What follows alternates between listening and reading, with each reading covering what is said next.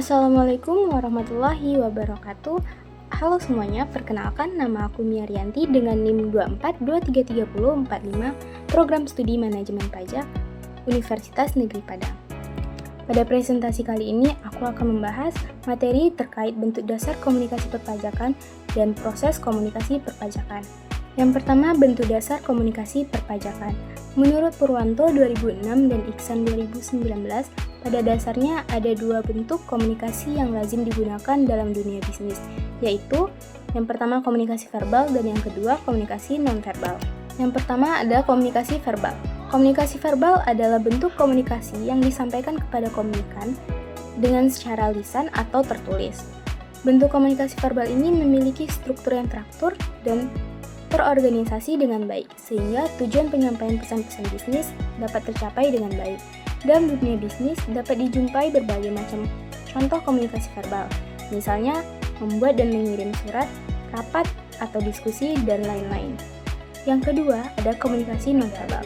Komunikasi nonverbal ialah merupakan kebalikan dari komunikasi verbal, yakni suatu proses komunikasi atau penyampaian pesan maupun informasi yang disampaikan oleh seseorang kepada orang lain tanpa adanya satu ucapan atau kata-kata, akan tetapi caranya menggunakan gerak atau isyarat. Dalam dunia bisnis dapat dijumpai berbagai macam contoh komunikasi nonverbal, misalnya gerak isyarat, bahasa tubuh, ekspresi wajah, dan kontak mata. Materi selanjutnya ada proses komunikasi perpajakan. Menurut Effendi 2011, proses komunikasi adalah proses penyampaian pikiran atau perasaan oleh seseorang kepada orang lain. Pikiran bisa merupakan gagasan, informasi, opini, dan lain-lain yang muncul dari benaknya. Perasaan bisa berupa keyakinan, kepastian, keraguan-raguan, kekhawatiran, kemarahan, keberanian, dan lain sebagainya yang timbul dari lubuk hati. Nah, dalam prosesnya, komunikasi memiliki dua tahap, yaitu yang pertama, proses komunikasi secara primer, dan yang kedua, proses komunikasi secara sekunder. Yang pertama ada proses komunikasi secara primer. Proses komunikasi secara primer adalah proses penyampaian pikiran atau perasaan seseorang kepada orang lain dengan menggunakan lambang sebagai media.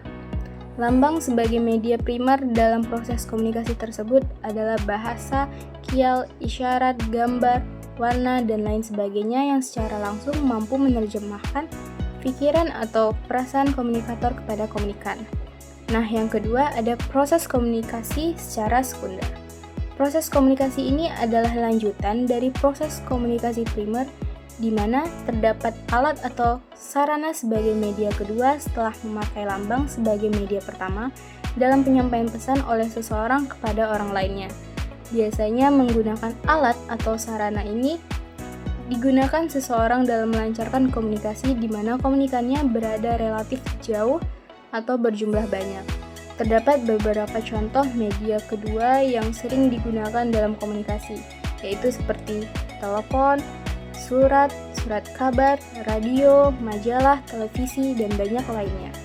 Pada proses komunikasi perpajakan ini, terdapat unsur-unsur proses komunikasi. Menurut Effendi 2011, yang pertama ada sender atau biasa disebut dengan komunikator. Sender atau biasa disebut dengan komunikator adalah unsur yang menyampaikan pesan kepada seseorang atau sejumlah orang. Yang kedua ada encoding atau disebut dengan penyandian, adalah sebuah proses pengalihan pikiran ke dalam bentuk lambang. Dan yang ketiga ada message atau disebut dengan pesan, adalah seperangkat lambang yang mempunyai makna yang disampaikan oleh komunikator. Yang keempat ada media. Media adalah sebuah saluran komunikasi tempat berjalannya pesan dari komunikator kepada komunikan. Dan yang kelima ada decoding. Decoding ini adalah proses saat komunikator menyampaikan makna pada lambang yang ditetapkan komunikan. Dan yang keenam ada receiver, ialah komunikan yang menerima pesan dari komunikator. Yang ketujuh ada respons, merupakan sebuah tanggapan atau reaksi dari komunikan setelah menerima pesan. Dan yang kedelapan ada feedback, merupakan sebuah umpan balik yang diterima komunikator dari komunikan. Dan yang sembilan Ada noise adalah gangguan yang tidak direncanakan namun terjadi selama proses komunikasi dan menyebabkan komunikan menerima pesan yang berbeda dari komunikator. Sekian video presentasi dari saya, semoga materi yang saya sampaikan bermanfaat bagi kita semua. Bila ada kesalahan, mohon dimaafkan. Terima kasih atas perhatiannya. Assalamualaikum warahmatullahi wabarakatuh.